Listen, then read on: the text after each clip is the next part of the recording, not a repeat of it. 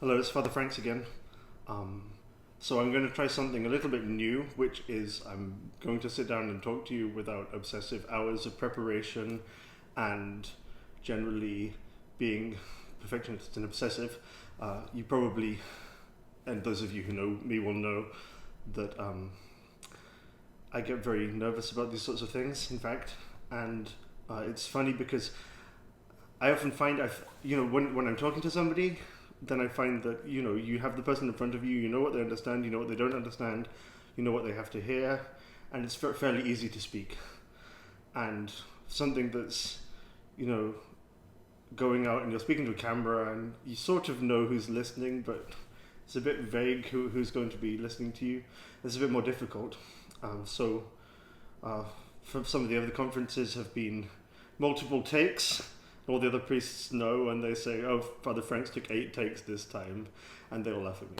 So this time there will be 1 take, and this is it, and it started already. And I want to talk to you. It's going to be more apologetics. So I want to talk really about religion. This question: I believe in God, but I'm not religious. I'm a spiritual person, but I'm not religious. Yes, there's a God. There must be. All of this couldn't have come from nowhere, but doesn't mean that I have to believe in organized religion. Doesn't mean I have to go to church. Doesn't mean I have to do anything about it, really.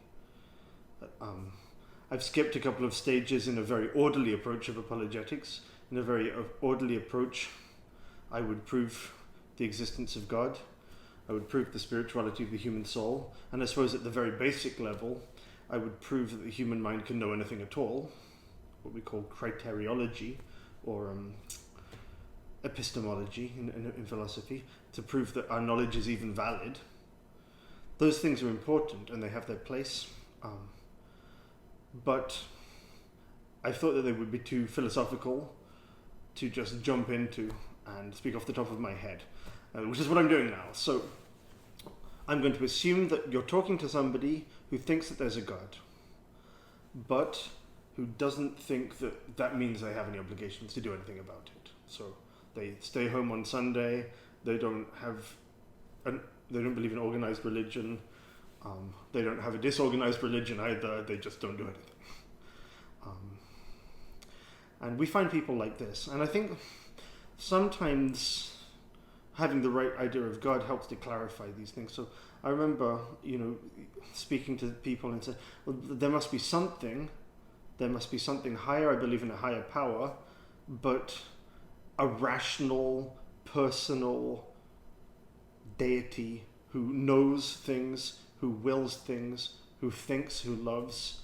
Their idea of God would be a higher power, but something more like, the Force, or something impersonal, and not, they think that by saying that God has an intellect, God has a will, God can think, God can love, they think, oh, that's just a human thing. You're just bringing God down to a human level. So if it's just an impersonal force, then it doesn't care what I do.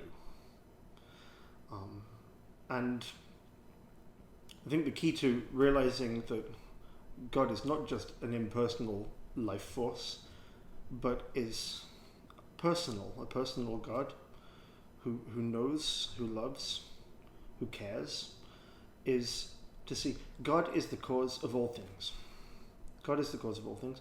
God, therefore, is the cause of human beings. Human beings have an intellect.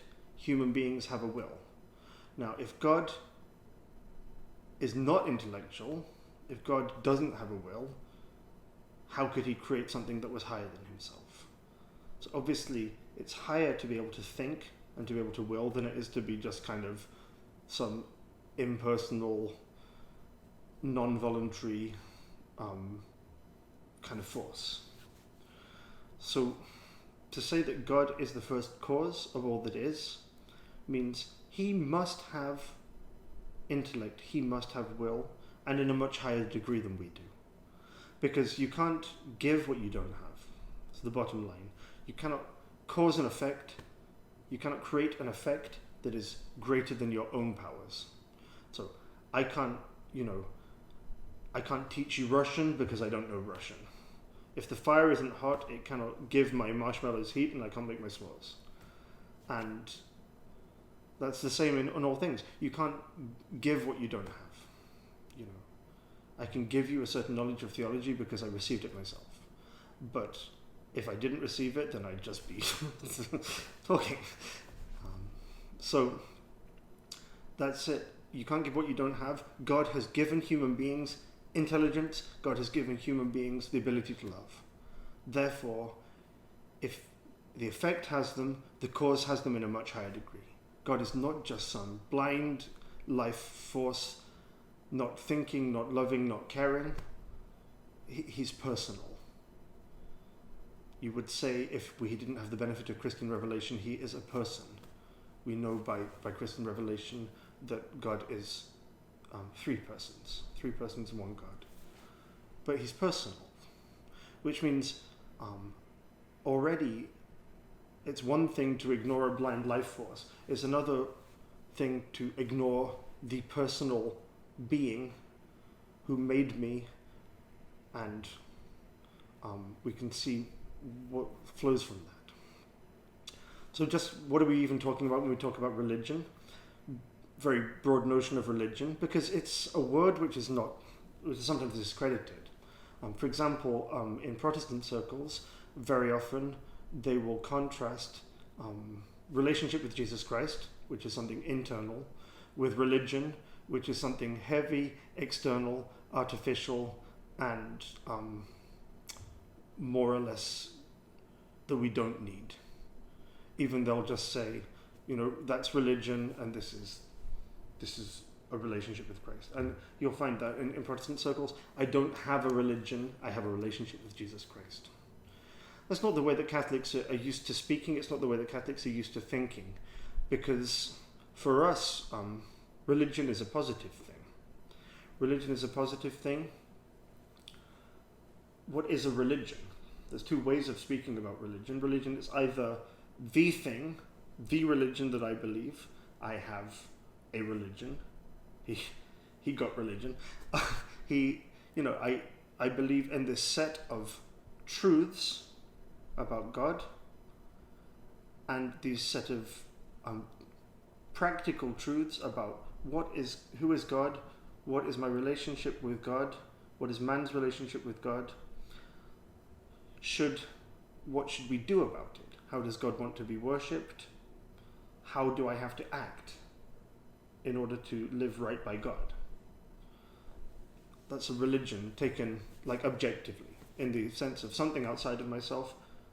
I have a religion. That means I accept a set of truths, theoretical if you like, and practical, that tell me who God is, what is my relationship with him, how does he want to be worshipped, how must I live. Then we also have this notion of he is a religious man. And for a Catholic, that's a good thing. For somebody to be a religious soul, it's a virtue, as Father Leith would tell us. It's a good quality, a good stable quality in the soul that makes us good, that makes our actions good. What is the virtue of religion? It is the habitual inclination to worship God. That virtue by where we offer God the supreme worship which is due to him, rightfully because his supreme excellence, his sovereign excellence. Because God is the highest and the best being, far exceeding every creature, every earthly being, and we know that because he caused them all. So he caused each and every single thing that we see on earth, and therefore he far surpasses them. He contains the perfections of all of them, and they are all from him. Nobody gives what they don't have. If the Grand Canyon is beautiful, if the Niagara Falls is beautiful, if the sunset is beautiful, they all come from God, and God is more beautiful. If the brightest human being, the greatest minds of our generation, the greatest minds of history are geniuses, God is brighter than all of them, more intelligent than all of them.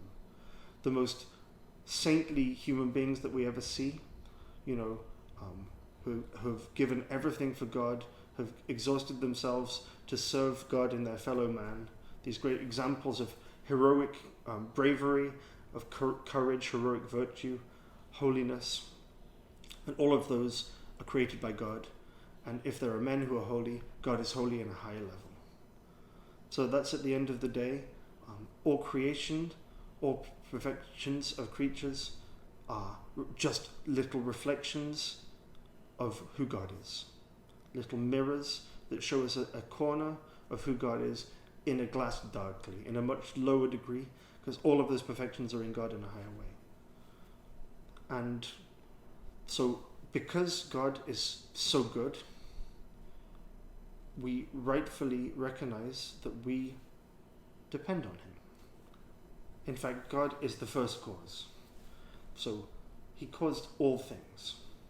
And that's what we mean by God, and that's quite often when we talk about this with, people who don't believe or don't think that there is a God. Well, what are you even talking about? Well, I don't think that there's some old man on a cloud with a white beard hurling thunderbolts at everybody. Okay, well, neither do I. What are we talking about? Is there a transcendent first cause? Is there a first cause that is outside of this universe? That's all I'm talking about at this stage when I'm talking to somebody. Is there a God? Is there not a God? And because we've assumed that the person already recognizes there is a first cause, okay, well, I depend on him. He caused everything, which means he caused you. And in fact, philosophically, he is causing you to exist now. Because even you yourself, there was a time when you didn't exist.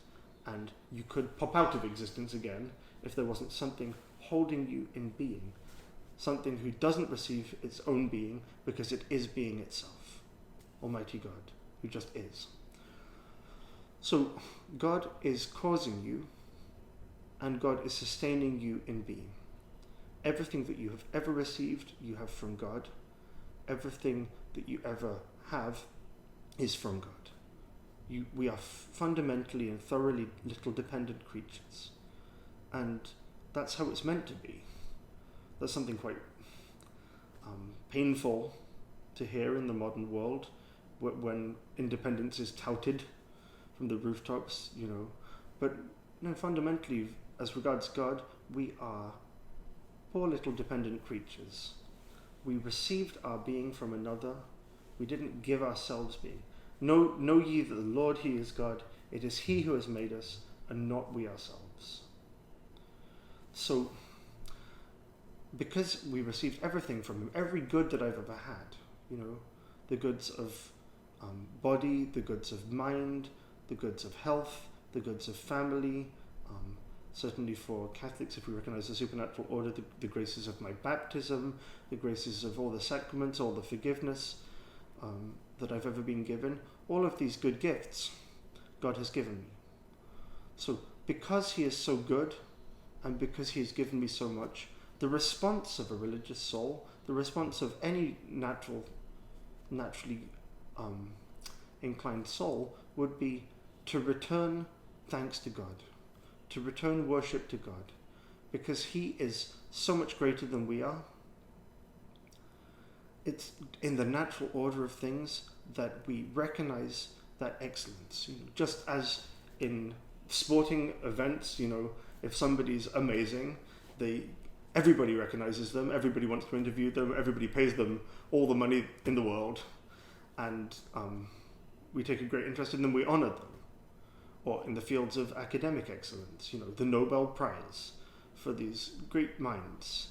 All of the recognition that we give to those who are truly worthy because of outstanding achievements, outstanding bravery, outstanding prowess in their field, art, science, whatever.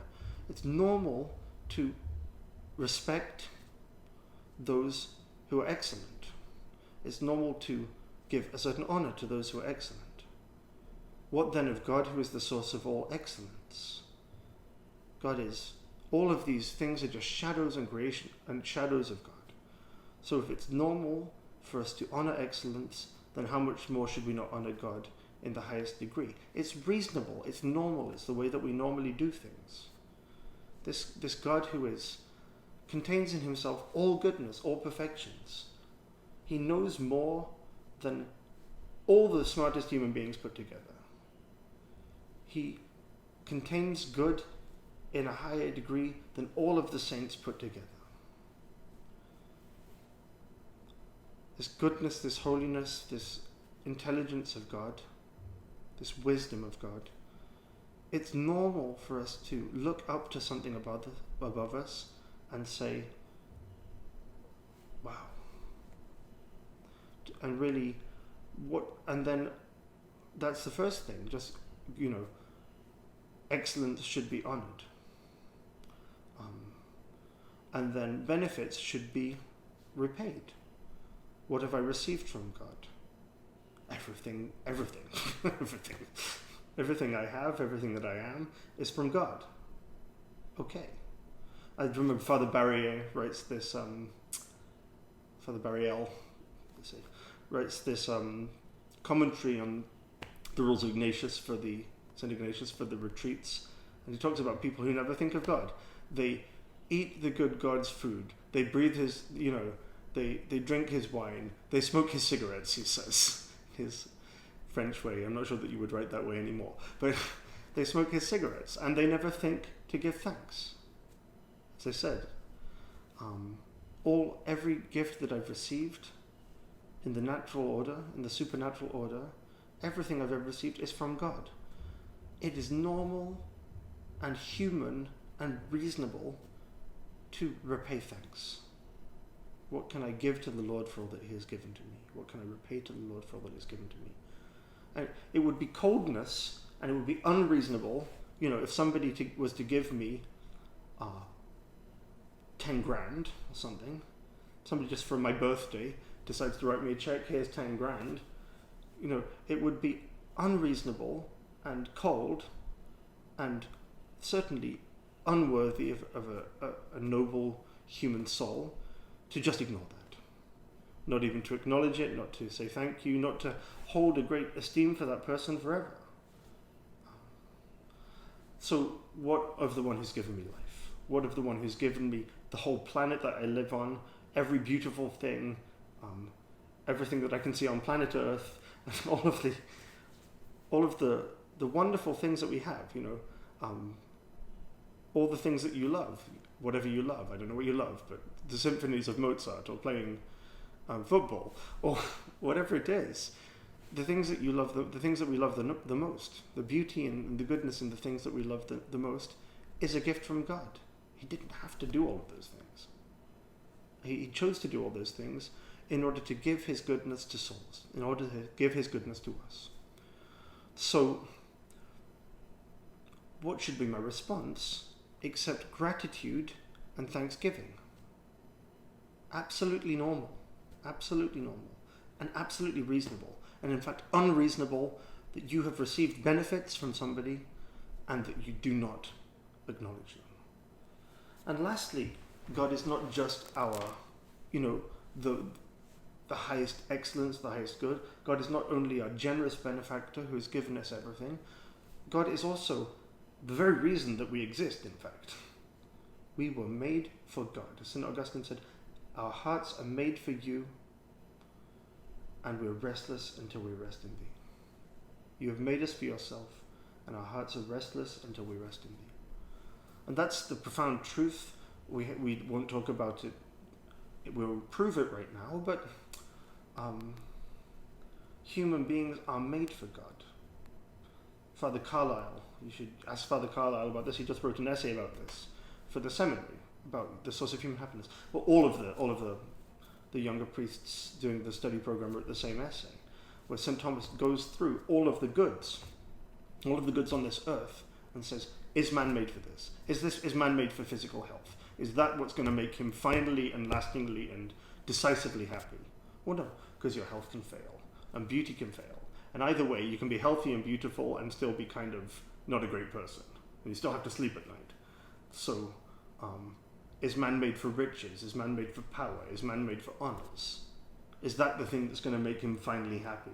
So that when he gets all the money that he wants, then he'll be happy. He gets all the power that he wants, he'll be finally happy. And he won't need anything else. He gets all of the honor that he wants, and he'll be finally happy. Well, no, obviously not. Riches are a means to something else. You have money to buy something else. You don't just have money for its own sake, hopefully. The same with power. You have power in order to bring about some other end. So if it's something that's an instrument to get something else, it can't be your final lasting resting place, your final end. And of course, honor, you see, lots of people receive honor and respect and esteem, even though there's no real basis for it. I'm not going to name names, but you can think of certain celebrities who are, what is this person famous for? What have they contributed to humanity ever? And but nevertheless, this person is famous and honored by many, by the vast majority. And then, goods of the body, pleasure. Is that what man is made for? And St. Thomas says, well, the pleasures of the body, okay, but those are things that we share with animals. So even the animal enjoys the same bodily pleasures that we have. So that cannot be something that is like the highest and characteristically human thing. Even virtue, even friendship, these things, virtue is for something else. Father Carlyle will tell you all about it, I hope. But nothing on this earth really satisfies the heart of man. We are not made for any creature. You see the people who have everything. They have all the money, they have all the power, they have admirers, they have people, throwing themselves at their feet. They have everything that the world says is meant to make you happy. And tragically, these people, with all this money, with all this power, we still find examples of suicides, celebrity suicides. They had everything. They had everything the world said is meant to make you happy. They didn't have God. Because we're not made for any of these things. We're made for Almighty God. That's the only good that can totally and fully satisfy this human soul, which is made for truth, which is made for goodness, and will only rest in the absolute truth and in the unlimited, perfect, infinite goodness. And that's true even at the natural level. That's true even if God had not given us supernatural revelation, he had not taught us by the Jewish religion, he had not taught us by Jesus Christ, he had not given us a church, he had not given us sacraments. Even if all that were true, we would still be made for God, and we would know it for sure. We'd know that we were not made for anything on this earth. So even if man was just in the purely natural order, his last end, his final goal would still be God. Certainly God possessed, in a much lower way than we have now, a perfect state of natural happiness, contemplating God in the reflections of nature, knowing all of the truths about God, but without seeing him directly. What we have by grace is infinitely higher, a vision of God himself as he is in himself, Father, Son, and Holy Ghost, to possess perfect goodness, to grasp the perfect truth in such a way, united to him so closely, that there's not even a concept of God in between my mind and God, but it's just the direct intellectual vision of God himself. That's something that will bring us the greatest happiness. And our language is kind of poor because we can't imagine that. These things are so high and so spiritual. It's a bit more easy to Lord help us. It's a bit, you can understand why people have these ideas of heaven, Valhalla. You can imagine that, you're banqueting and you're quaffing and you've got the turkey leg and the flagons. I don't know. I mean, we can imagine that. But really, the Christian view of heaven, it's something beyond the physical order. It's something that's really beyond the powers of our imagination. The Catholic view of heaven. So it's something very high and very spiritual, and we have to use our intellect to know what that means. But even if it were not true, the direct vision of God, still we are made for God. God is our goal. God is our goal on this earth. God is the reason we exist, and goals should be pursued. You have a goal, good for you. Go ahead and get it. Reach for the stars. Why not? So, how do we honor the supreme goodness? How do we repay with gratitude our supreme benefactor? How do we move ourselves towards our final goal? By this virtue called religion. By paying God the honor that is due to him as because of his sovereign excellence.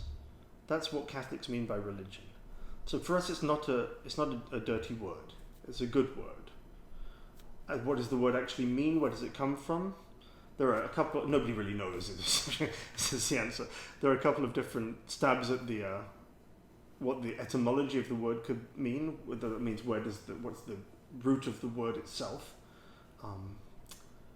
either or from Latin.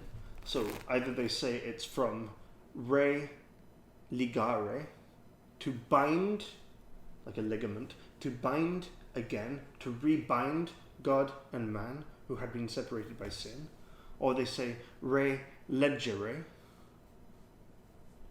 to read again the sacred texts, or even re eligere, to choose again and to continually unite myself by continual new choices of choose again Almighty God for my last end and for my preoccupation. So where does the word come from? Nobody knows where the word comes from, essentially. You can pick your favorite.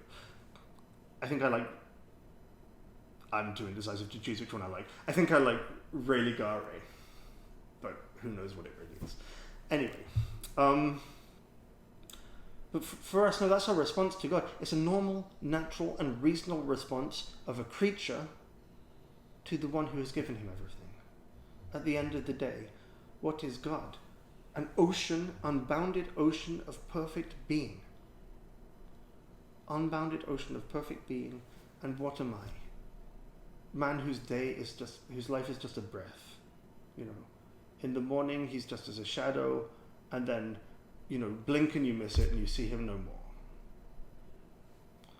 So it's normal and natural and reasonable that I would honor the infinite goodness above me, and that I would thank my benefactor, who's given me everything, who I depend on in every moment.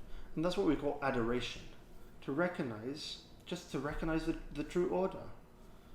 God is from himself. He didn't receive being from anybody else. He wasn't created by somebody else. He is the fullness of perfect being, eternally ever the same. Before Abraham was, I am. Pure being. Pure perfect being, goodness, truth, beauty. Unity. And I, a poor little dependent creature, who has received everything. It's just in the order of reason that I should worship him. It just flows from the nature of what it means to be created, what it means to be dependent.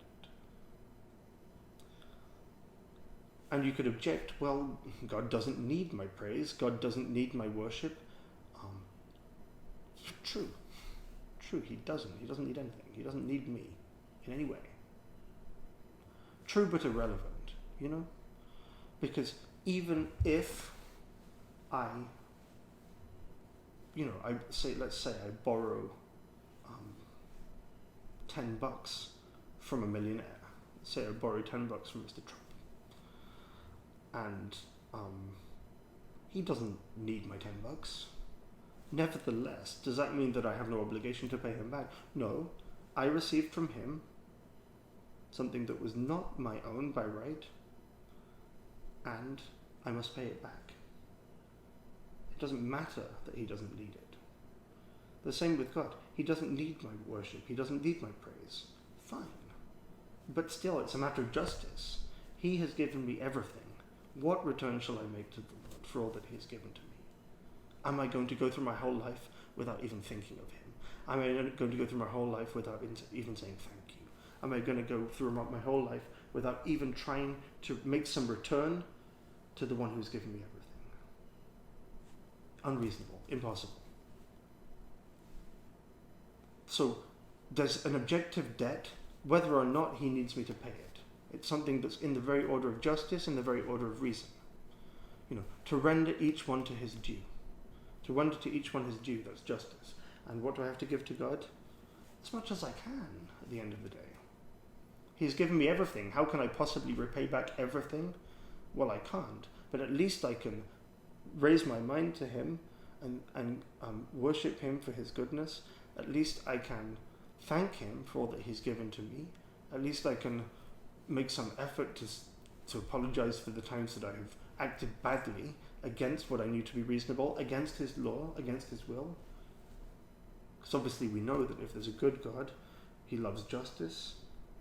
And if I violate justice, if I hurt somebody unjustly, if I act badly, if I act unreasonably, if I act selfishly, well, obviously we know that ultimately that's a swipe at the one who gave me my human nature. So, am I going to go through my whole life without thinking of God? Of course not. This is demanded by justice, that I try and return to God. How do I do that? By religion, by acts of religion. What does that mean? I have to get the truth about God. I have to worship him in some way, in the way that he wants to be worshipped. And I have to act in the way that he wants me to act. If I know that he hates lying, I have to not lie. So, for example, all of this is just at the natural level. I know I complicated things a little bit with some examples of heaven and so on, but these things can be known at the natural level. I have to worship God. And in fact, this is what we call natural religion. Natural religion would be the obligation to worship God, to profess, to subscribe to all of the truths that can be known by natural reason alone about God, to worship him in the way that the natural law dictates, and to live in a way that is according to his law, at least as known by human nature. All of this is in the natural order, discoverable by philosophy, discoverable by human common sense. What does the natural law then tell us about God, exactly? I wish I had a whiteboard. We're sitting here in this chair, and this is like this is the trope for these times with Father, and that's fine. But I kind of want a whiteboard. That's okay. I hope you can scribble these things down if you're trying to follow this like a class. Let's face it, this is a class. Okay. One of my friends wrote me and said, we like the time with Father, it's like a fireside chat. And I said, I hope I never sit in front of your fireside and just talk theology for 55 minutes straight, or whatever this is going to be. But I wouldn't put it past myself on the right day, but probably being insensitive. Anyway, what are the obligations of natural law as regards religion? So in fact, the natural law gets us quite a long way. Not only do I have to worship God, but the natural law will tell me you don't have to worship God just in any old way, but particularly this question: is it necessary that I, beyond just thinking and willing in my heart on my own, is it necessary that I do anything with my body to the worship of God and towards the worship of God? And the natural law answer is going to be, well, yeah, your body is, look, everything that God has made is subject to God. Everything that God has given, everything that God has created, must make some return to God according to its nature. So human beings are body and soul. If you want to return to God in a human way, then you don't just return to God by internal actions, thinking and willing on my own without moving my lips. Oh God, you are so, But no, it's something that the body is associated with as well. God made man body and soul, and man must return to God whole and entire, the way that he was made. So the body has to return to God as well. Man must worship God with his whole being, because his whole being comes from God. His whole being is body and soul. So not only in the natural religion, we're not talking about Catholicism, we're not talking about revelation, just nature, philosophy. We would have to worship God not just in our mind, not just in our heart, but even by certain external actions which express our dependence on God, express our subjection to God, express our adoration of God. And that's why those humbling movements of humbling ourselves, kneeling, prostrations, anything that brings me down low in order to recognize that there is one above me, the power above me on whom I depend, from whom I've received everything. These sorts of external gestures of reverence, standing, the orans position, opening my hands to receive from Almighty God, these sorts of gestures would be demanded by natural law, even if God hadn't told us how he wanted to be worshipped. So, in the time before Revelation, imagine it. Like there's never been, if you consider primitive revelation from Adam, there's never been a time strictly before Revelation. But even if there were no revelation, or in the lands where there was no knowledge of revelation, still the body would have to play its part. Man must worship God according to his whole being. Every creature created by God must worship God. The body is a creature as well as the soul. And this kind of strikes at the whole root of this, this is what some certain Protestants will say, God seeks worshippers in spirit and truth. Therefore, all of these physical, external things are ritualism and religion and dead works. And God doesn't need them. The true worship is internal. So they make this kind of opposition between the spirit and the body as if they were kind of enemies. No doubt, quoting on St. Paul, the flesh lusts against the spirit and the spirit against the flesh. Well, that's not what St. Paul means by the flesh. St. Paul doesn't mean that the body is bad. St. Paul means that unchecked human nature and original sin is bad. But it's actually normal and human and healthy that the body should participate in the acts of the worship that the soul makes. Of course, the soul is highest. If I'm just doing merely physical external actions and I don't really have any intention to think about God, I don't have really intention to love God, and I'm not offering any internal acts at all, but I'm just going through the motions, we have a problem. The acts of the soul are the most important. The acts of the intellect, the acts of the will are most important. As Claudius says in Hamlet, my thoughts fly up to heaven, other way around. My words fly up to heaven, my thoughts stay down below. Words without thoughts never to heaven go. This people honors me with their lips, but their heart is far from me. God will complain in the Old Testament. Well, absolutely we concede. Spiritual worship is primary. And physical worship that's just mere ritualism without any interior intention, without any interior love, is in itself not true worship. Yeah, we agree. But that doesn't mean that the body shouldn't do something. And then thirdly, what does the natural law teach me? It goes even further.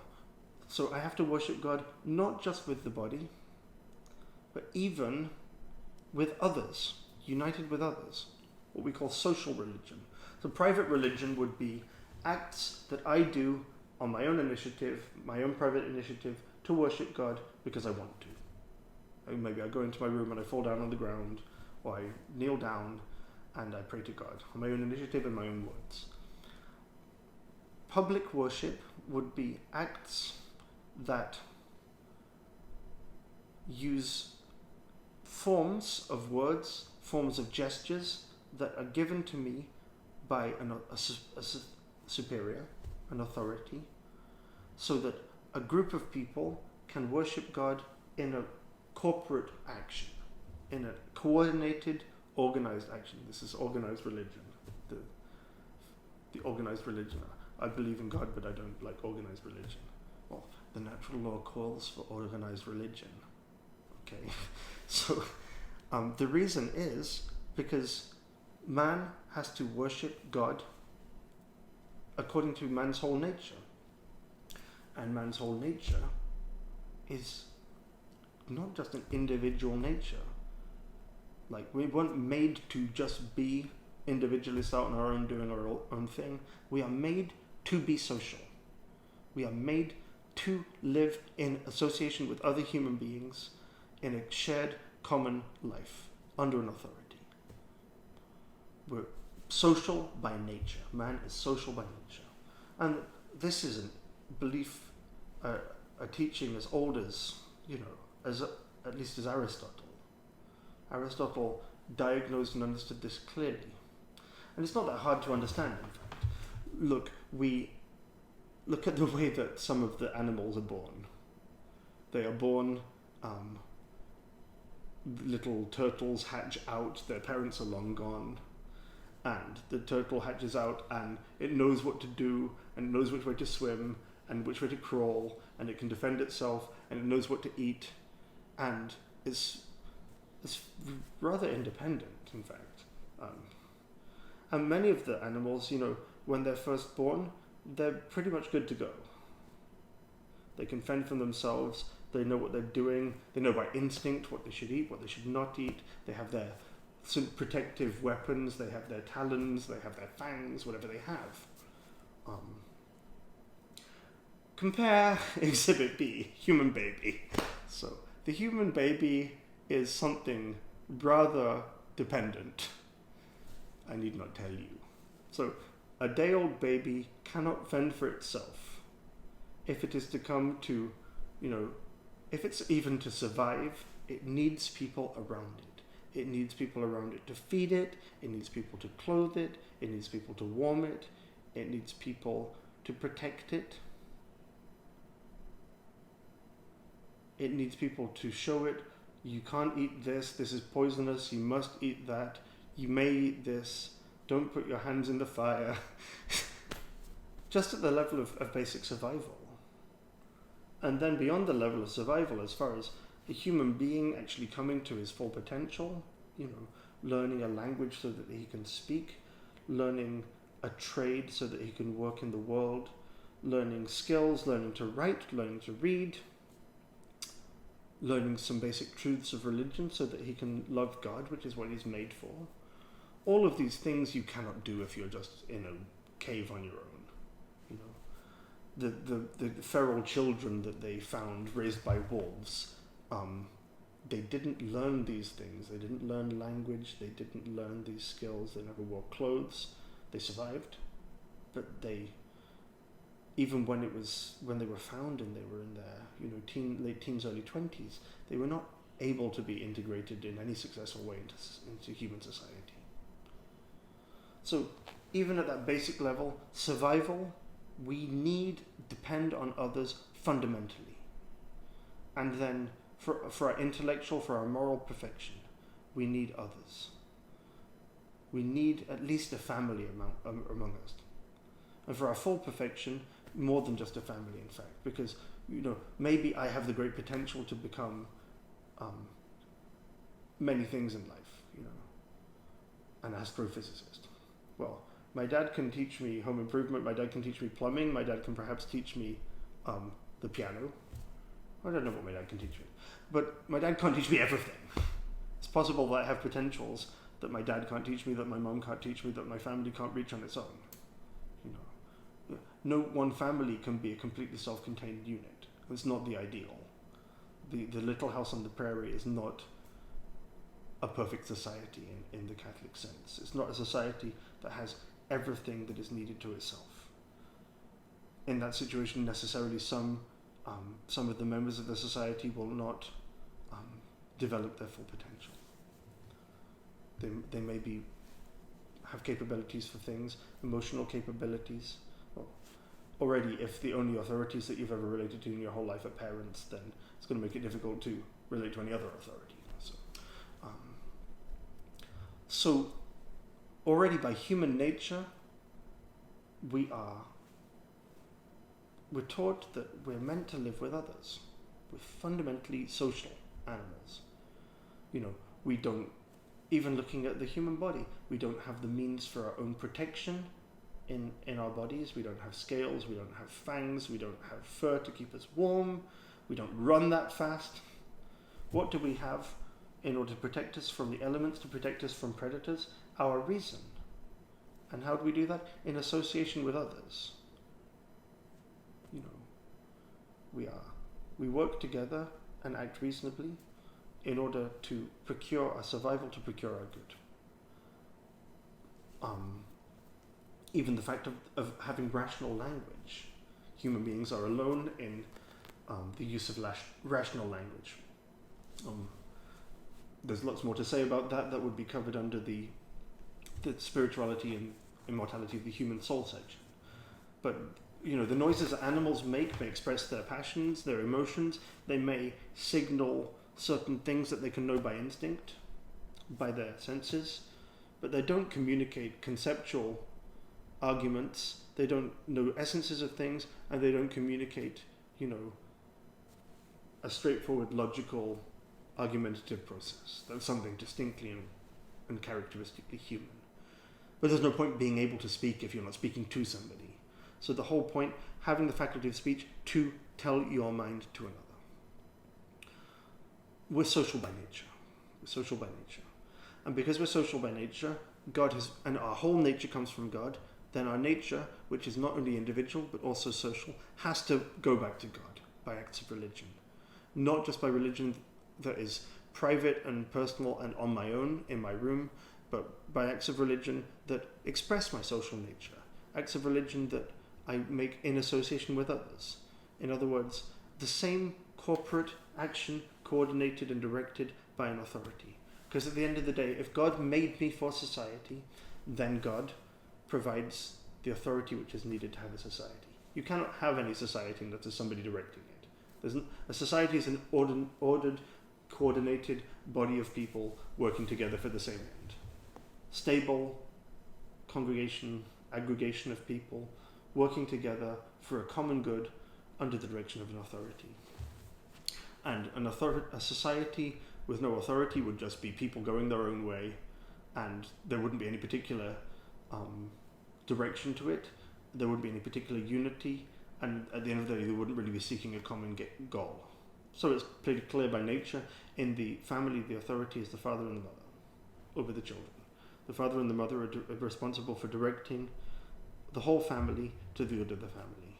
Yes, I know you want to eat twice as much food as everybody else, but if you eat twice as much food as everybody else, then little Billy will starve.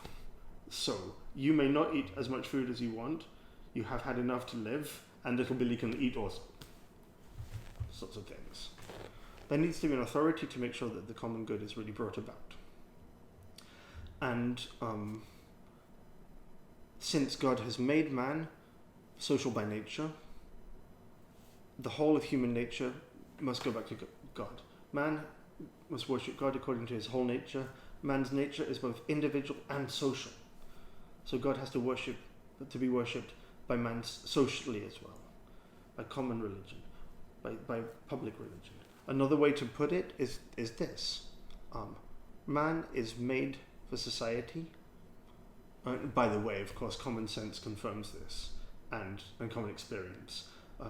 Solitary confinement is a punishment for a reason, okay? So, people go crazy. People go crazy when they're isolated. Well, the poor people in this pandemic, some people feeling very isolated and really suffering for it. There's something against human nature in that degree in a degree of complete isolation. So there are those who have, in a certain sense, are above human nature because they're great saints, who go out into the desert on their own and stand on top of a pillar for 15 years, praising God and doing acts of penance. Well, that's something heroic, but it's heroic precisely because it's denying something that's quite basic in human nature, the desire for companionship for others, even for our emotional well-being. We all need validation. You need other people. And then there are those who are sort of subhuman as well. There's no interest in them. Okay, fine, but these are the exceptions. As Aristotle said, a man without society is either a god or a monster. Okay, fine. There are exceptions. But we're made for society. Another way of putting that, by giving man a social nature, God made society. Society comes from God. Society is a creature of God, something created by God. If society is a creature of God, every creature has to worship God, has to return to God according to its nature. According to its nature. So, if society is a creature of God, society as such must worship God. And it can do that because it's rational. Okay, a stone has to return to God according to its nature. How does a stone return to God? Well, the stone doesn't have an intellect, the stone doesn't have a will, and it can't elicit acts of religion. So how does the stone worship God? Either man sees the stone and man thanks God for the stone as kind of the high priest of creation, or the stone, if it's very lucky, gets made into an altar or incorporated otherwise into an act of liturgical worship, and then it finds its highest realization in the worship of God. But it's still not personally making acts of religion, but it's still elevated above its nature by being lifted up into the worship of God. That's why, through the bodily acts of worship. Society then is a creature of God. Society according to its nature, which is something reasonable, because society is a group of human beings, then it's something reasonable. A group with reason. Society must worship God as a society, because in fact all authority comes from God anyway, the authority that's above society. So authority, God gives the society what it needs to function. What does it need to function? It does need authority to function. Because at the end of the day, the authority is responsible for saying, I am directing this whole society towards this common good. Everybody who brings about the common good will be rewarded. Everybody who thwarts it in serious ways will be punished. It's for the common good of society that innocent people be not killed. You don't kill innocent people. So, if I'm the authority and it's my responsibility to bring about the common good and somebody is killing innocent people, it's my job to do something about it. What can I do about it? Lock them up. At least lock them up. Or I can decide, this was a heinous crime, you knew what you were doing, and this crime of taking innocent life or life, you will pay for with your own life. That's a right that has been traditionally conceded to the civil authority, and in natural law, a right that we defend as belonging to the civil authority. So, but no human being, just as an equal to another, has the right to take somebody else's life. I don't have the right to, I can't judge you privately and form my vigilante hit squad and just go out. That wouldn't be reasonable. That's not, the fabric of society crumbles at that stage. So there needs to be an authority that's given that can even extend to taking away somebody's freedom or punishing somebody with a capital punishment. That is not given from below. It's something that comes from above, from God. When God makes a society, when God makes man social, therefore causes society, he gives society what it needs to function, including authority. Authority comes from God. That's the Catholic doctrine as well. You can read it in Diutunum Illud, Immortale Dei, all of these sorts of papal encyclicals, but it's already philosophy and human reason. So God made man social, and society must worship God. That's natural and reasonable. Man has to worship God in association with others, which is why Catholics, now that we have risen beyond the level of natural reason and we have also the revelation of God, we know what the true religion is. We've recognized it by the motives of credibility, by the miracles and prophecies of Christ. We know what the true religion is. We know that Christ is a true messenger from God who has proved his claims by his miracles, especially rising from the dead. We listen to his claims. What does he claim?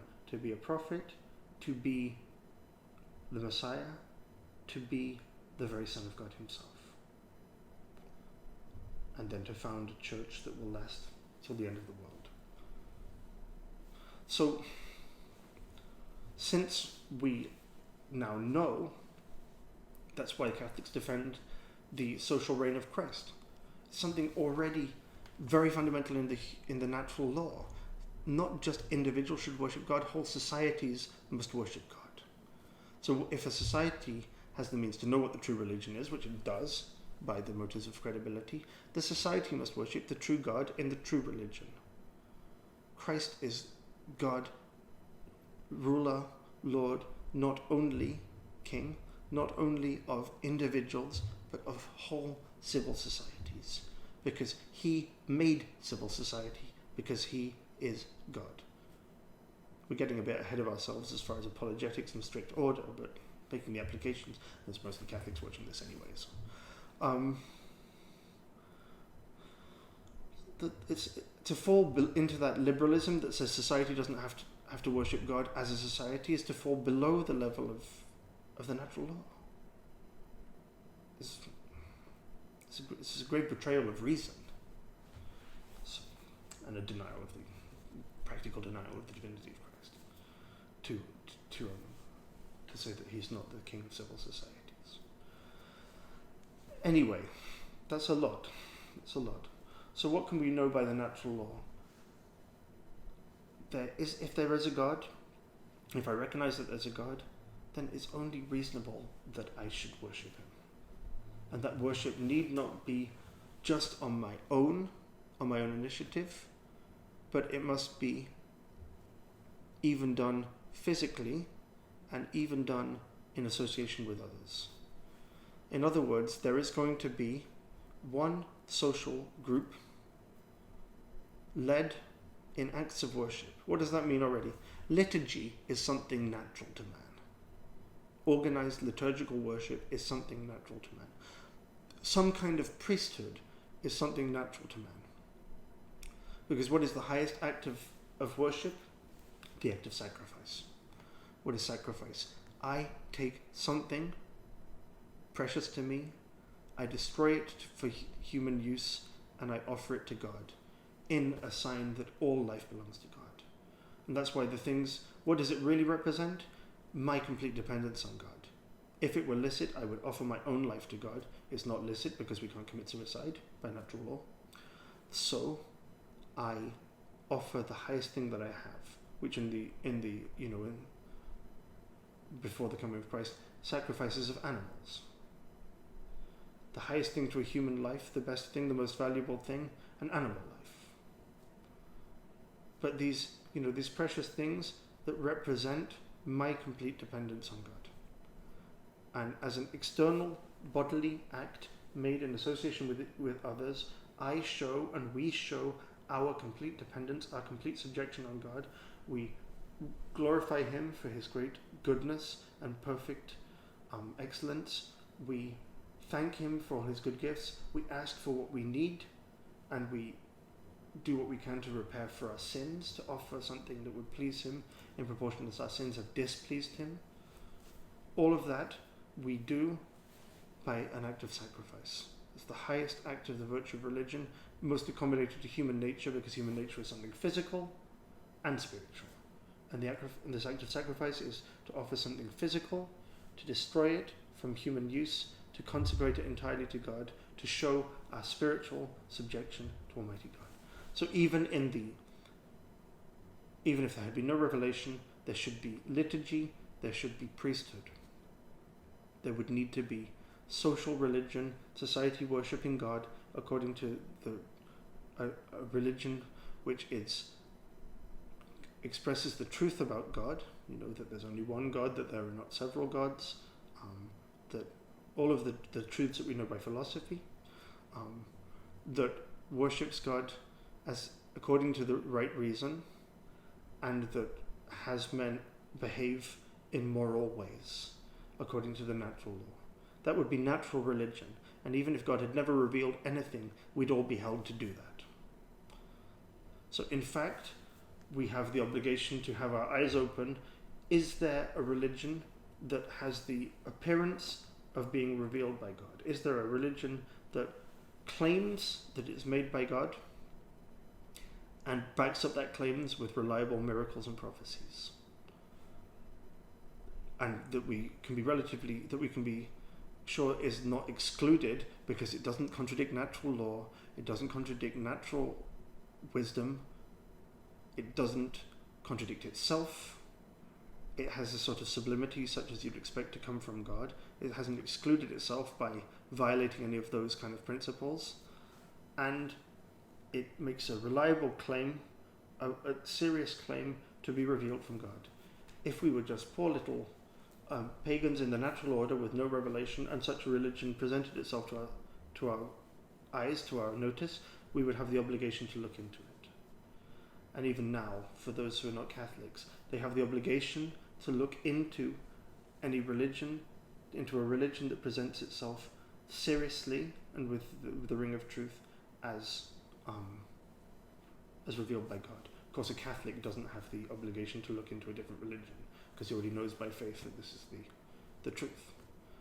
But for somebody who has not found or has not found to his satisfaction that that God, the religion that he professes, or that he professes no religion, is the religion of God, then he has to look seriously. That's his obligation, even in natural law, to be open to inquiring seriously into a religion which presents itself as revealed by God. And just come back to what a religion is. Religion is the sum total of truths about God, theoretical and practical truths. What is he? What's he like? What are his attributes? And what do I have to do about it? What's my relationship with God? What is our relationship with God? What does he expect from us? How must he be worshipped? And what moral code must I follow to get to him and to glorify him? And since there is only one truth about God, there's only one true description of the nature of God, and there's only one true description of the way that I'm related to God. There's only one way that he wants to be worshipped. There's only one way that will get me to my end. There will necessarily be only one true religion. Religion is something objective. It's not just a feeling in my heart. It's not at the level of feelings at all. It's something that I objectively do to worship God. And that's a debt that I pay just because it's reasonable, just because it's in the order of things. So I'm doing something reasonable and rational and human and in the order of justice when I give God the glory that is due to him. Doesn't matter if I get anything out of it or not. I don't go to Mass to get something out of it in that sense. I go to Mass to worship God because I depend on God. It's rational and human. The feelings don't come into it.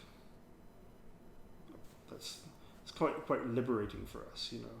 And that's quite often the view of a lot of people in this world. Well, I worship God because if I feel like it, I worship God, and if I don't feel like it, I don't. If I don't feel like it's doing anything for me, then I don't worship God.